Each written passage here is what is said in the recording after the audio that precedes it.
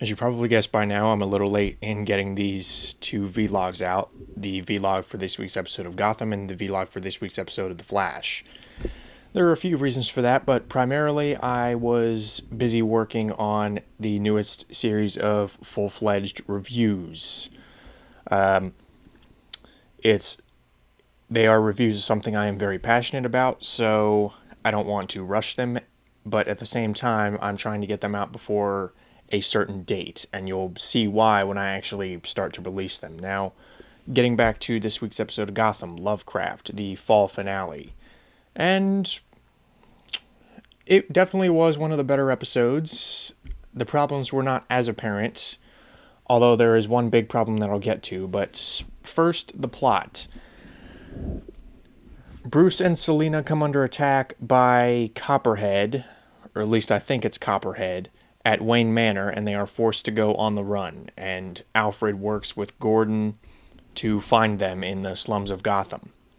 And at the same time, they must figure out why Lovecraft, or possibly someone above Lovecraft, wants Selina Kyle dead, does not want her to testify against Lovecraft. Did Lovecraft, was he really responsible for the Wayne murders? I don't know. In every adaptation I've seen, I know last time I said I wouldn't judge this based on past Batman experience, but based on what I've seen, the Wayne killers were just the responsibility of some street thugs. So possibly revising that into some sort of conspiracy could potentially be an interesting move, but for the most part, I did like this episode. The interactions between Bruce and Selina, I bought more than the previous episode. The previous episode was kind of awkward in that regard.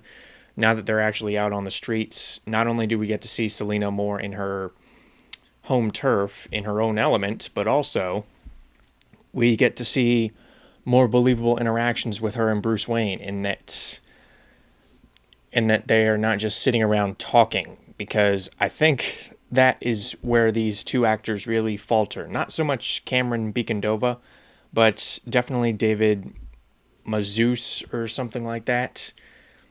The kid who plays Bruce Wayne. He was not too bad in this episode, probably because he was acting more through action than with dialogue, because he's not very good. But he and Selina Kyle, like I said, I bought their interactions more. It was more charming. It was sort of acting on instinct a lot of the time, in that they were trying to survive on the streets. So I liked the relationship between those two more than I thought I would. Gordon and Bullock and Alfred, searching for them was really good. I liked when Alfred actually charmed Fish Mooney into helping them. Alfred can handle himself. This is an Alfred who talks back. So again, I like that differentiation. Sean Pertwee even plays him very well. Then again, I'm not really familiar with Sean Pertwee's line of work. I think his dad was one of the Doctor Who's, but then again, I could be mistaken on that. So yeah, that stuff was solid. Where this episode faltered was largely to do with its circumstance, in that because this is a prequel, because this takes place before the typical Batman mythos, they are not really allowed to fulfill a lot of their promises. And even taking into account that they are really trying to do this revisionist history thing, in that, they are telling us that Bruce and Selina knew each other before they donned the cape and cowl, and Gordon working as a security guard, which I am looking forward to that, especially since they're going to introduce Leslie Tompkins. Leslie Tompkins is really more of a character than I expected on this show from the beginning, because she doesn't really seem like a reactionary character. I think this show really works the best when it deals with characters who are not necessarily created after Batman. People like the Joker, I don't think would necessarily work on this show, because the Joker, just to go for an obvious example, was sort of created because of Batman. But Leslie Tompkins was around. She was presumably working in the medical field before Batman. So including her on this show and including her being played by a talented actress like Morena Baccarin, who I guess needed another job now that she's not on Homeland anymore, could potentially be some interesting episodes down the line, especially once we actually get inside Arkham Asylum. I am curious to see how this show handles that demented place.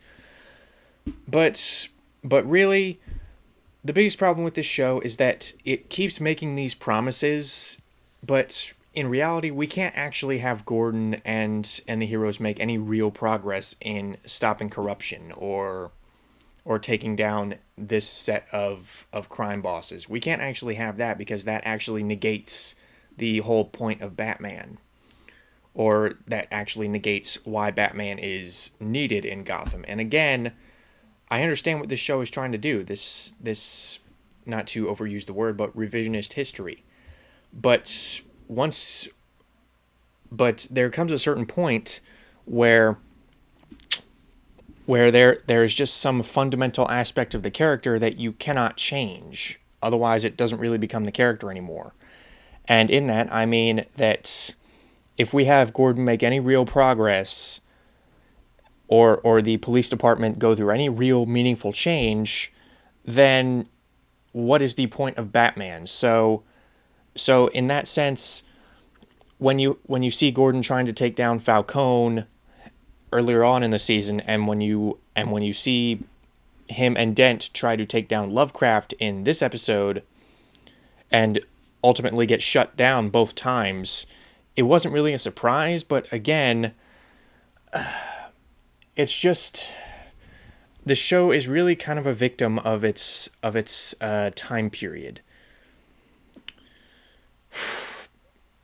because it's constantly resetting back to status quo and not fulfilling its promises because it has to adhere to this specific scenario that will eventually lead into Batman. So in that sense, it was a little disappointing that